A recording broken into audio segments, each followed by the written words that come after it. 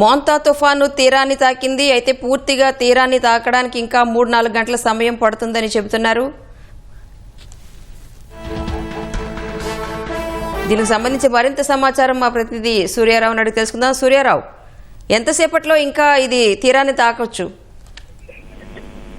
ప్రస్తుతం అయితే ఈ తుఫాను 100 కిలోమీటర్ల విస్తృతితో ఉంటుంది. ఇది ఈ చివరి భాగం అనేది ల్యాండ్ తాకింది. ల్యాండ్ పాలినేషన్ ప్రక్రియ అంటారు దీన్ని. మొట్టమొదటిసారిగా తీరాన్ని దాటింది. ఇంకా తీరాన్ని పూర్తిగా దాటడానికి తుఫాన్ కేంద్రం పూర్తిగా దాటడానికి 3-4 గంటల సమయం పట్టే అవకాశం ఉంది. అదే అత్యంత కీలకం. ప్రస్తుతం అయితే తీరాన్ని తాకిందని అధికారికంగా ప్రకటించారు, కానీ ఇంకా పూర్తిగా దాటడం అనేది చాలా కీలకం. పూర్తిగా దాటేటప్పుడే మనం 90 నుంచి 100 కిలోమీటర్ల వేగంతో గాలి వీస్తే అప్పుడే ప్రమాదం. అదే అత్యంత కీలకమైన దశ. ఇంకా 3-4 గంటల సమయం పట్టే అవకాశం ఉంది. అరౌండ్ 11 నుంచి 11:30 మధ్యలో ఈ సమయం ఉండే అవకాశం ఉంది. పూర్తిగా అప్పుడే తీరాన దాటినట్టు లెక్క. ఆ సమయంలో 2 గంటల పాటు విపరీతమైన గాలులు వీస్తాయి. 90 నుంచి 100 కిలోమీటర్ల వేగంతో గాలులు వీస్తాయి. విద్యుత్ స్తంభాలు నేలకూలుతాయి, చెట్లు నేలకూలుతాయి, అలాగే హోర్డింగ్లు ఉంటే పడిపోతాయి. ఇది చాలా ఇబ్బంది. కాబట్టి ఈ క్షణం కోసమే ప్రభుత్వ యంత్రాంగం అప్రమత్తంగా ఉంది. ఎలాంటి ఆపద, ఎలాంటి అవాంతరాలు, ఎలాంటి అవాంఛనీయ ఘటనలకు ఆస్కారం లేకుండా 3 రోజులుగా ఎక్సైజ్ చేస్తున్నారు. ఇక్కడ విపత్తుల నిర్వహణ కార్యాలయం నుంచి కూడా ఎప్పటికప్పుడు జిల్లాలకు సమాచారం పంపుతున్నారు, హెచ్చరిక సందేశాలు పంపుతున్నారు. ప్రజలు ఎటువంటి ఇబ్బంది లేకుండా, ప్రాణ నష్టం లేకుండా, సాధ్యమైన తక్కువగా ఆస్తి నష్టం జరిగే విధంగా చూడాలని ముఖ్యమంత్రి చంద్రబాబు నాయుడు, అలాగే హోం డిజాస్టర్ మేనేజ్మెంట్ మంత్రి అనిత ఇప్పటికే అధికారులకు స్పష్టంగా ఆదేశాలు ఇచ్చారు. అలాగే అధికారులంతా కూడా సమన్వయంతో పనిచేయాలి. ఎక్కడైనా ఈ అధిక వర్షపాతం ఉండి ప్రజలు ఇబ్బంది పడితే వాళ్ళని సురక్షితమైన ప్రాంతాలకు తరలించి వాళ్ళకి తాగునీరు, ఆహారం ఇవన్నీ కల్పించాలని ఆదేశాలు ఇచ్చారు. మొత్తం మీద అయితే ఈ తుఫాను తీరాన్ని తాకే ప్రక్రియ ప్రారంభమైంది. పూర్తిగా దాటం అనేది చాలా కీలకం. అందుకోసం అధికారులు ఎదురు చూస్తున్నారు. ఉత్కంఠ, ఆందోళన కూడా ఉంది. అక్కడ ఎలాంటి అవాంఛనీయ సంఘటనలు జరగకుండా చూడాలనేది అయితే ప్రభుత్వ యంత్రాంగం లక్ష్యం. అంటే సూర్యారావు, తీరాన్ని తాకే సమయంలో గంటకి 90 నుంచి 110 కిలోమీటర్ల వేగంతో కూడా గాలులు వీస్తాయని అంటున్నారు.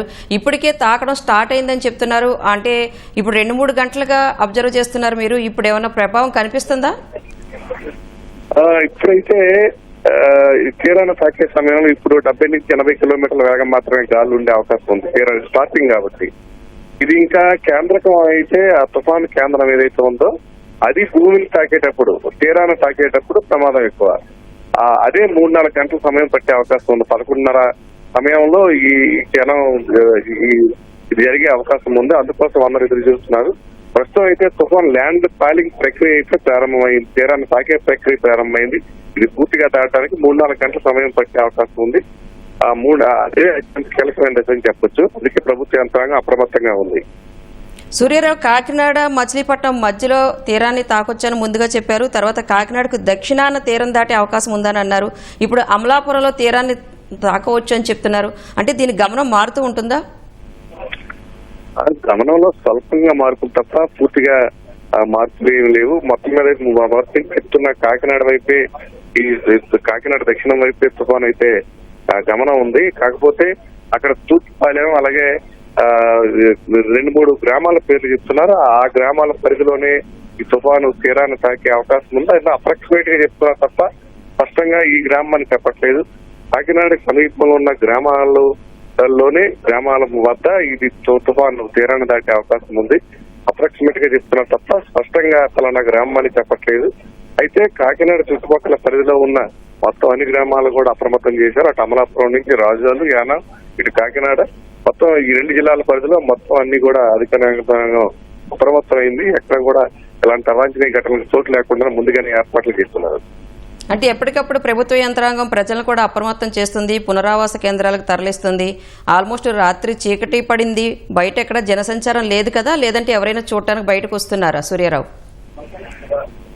ముందుగానే హెచ్చరిక సందేశాలు పంపారు ప్రజలకి. ఎవరు కూడా ఇది సమయం చాలా ఇబ్బందికరమైన సమయం, ఎవరు కూడా బయటకు రావద్దని చెప్పి ప్రభుత్వ యంత్రాంగం మొదటి నుంచి కూడా ఈ హెచ్చరిక సందేశాలు పంపుతుంది. గ్రామాల్లో దండోర కూడా వేశారు రెవెన్యూ యంత్రాంగం, వీళ్ళంతా కూడా. కాబట్టి ప్రజలు సాధ్యమైనంత, అలాగే విజయవాడలో అయితే ఏకంగా దుకాణాలు మూసేశారు. అత్యవసర వస్తువులు తప్ప ఇంకేది కూడా కొనుక్కోవడానికి వీలు లేకుండా ప్రజలు బయట తిరగడానికి అవకాశం లేకుండా, ఎందుకంటే ఇక్కడ హోర్డింగ్లు పడే అవకాశం ఉంది. 90 నుంచి 110 కిలోమీటర్లు అంటే హోర్డింగ్లు పడే అవకాశం ఉంది, బోర్డులు పడే అవకాశం ఉంది, చెట్లు కూలిపోయే ప్రమాదం ఉంది, విద్యుత్ స్తంభాలు నేలపడిగే అవకాశం ఉంది. కాబట్టి ఎలాంటి ప్రమాదాలకు ఆస్కారం ఇవ్వకూడదని యంత్రాంగం ఈ విధంగా స్పందిస్తుంది. అలాగే రహదారులపైన వాహనాలు నడిచేటప్పుడు ప్రమాదాలు జరిగే అవకాశం ఉంది. అందుకే రాత్రి 8:30 నుంచి రేపు ఉదయం 6 వరకు కూడా ఎలాంటి వాహనాలు ప్రయాణించకుండా నిలుపుదల చేయాలని చెప్పి నిషేధం కూడా విధించారు. ప్రస్తుతం అయితే అది అమలు చేసే ప్రక్రియలో అధికారులు అయితే ఉన్నారు. సూర్యారావు, కొన్ని చోట్ల విద్యుత్ కూడా ఆగిపోయినట్టు తెలుస్తోంది. అలాంటి పునరావాస కేంద్రాల్లో ఎలాంటి చర్యలు చేపడుతున్నారు? అంటే ఇది ముందు జాగ్రత్తగానే తీసుకున్న చర్యలని మనం చెప్పొచ్చు. విద్యుత్ ఆపడం ఇబ్బందికరమైనప్పటికీ కూడా ఈ తుఫాను ఈ తీవ్రంగా ఉండే దశలో కొన్ని చర్యలు తీసుకోక తప్పదు. ఎందుకంటే 2 గంటల నుంచి 2 గంటలు తుఫాను తీరం దాటే సమయం అనేది చాలా కీలకం. ఈ సమయంలోనే ప్రమాదాలు ఎక్కువ జరిగే అవకాశం ఉంది. అందుకే ముందుగానే విద్యుత్ శాఖ అధికారులు, రెవెన్యూ మొత్తం ప్రభుత్వ యంత్రాంగం అంతా సమన్వయంతో ఈ పని చేస్తుంది. ప్రజలకు కాస్త ఇబ్బందికరమైనప్పటికీ ముందుగానే హెచ్చరించారు ప్రజల్ని.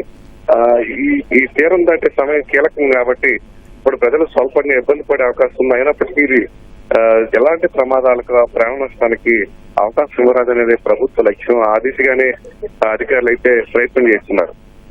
ధన్యవాదాలు సూర్యారావు.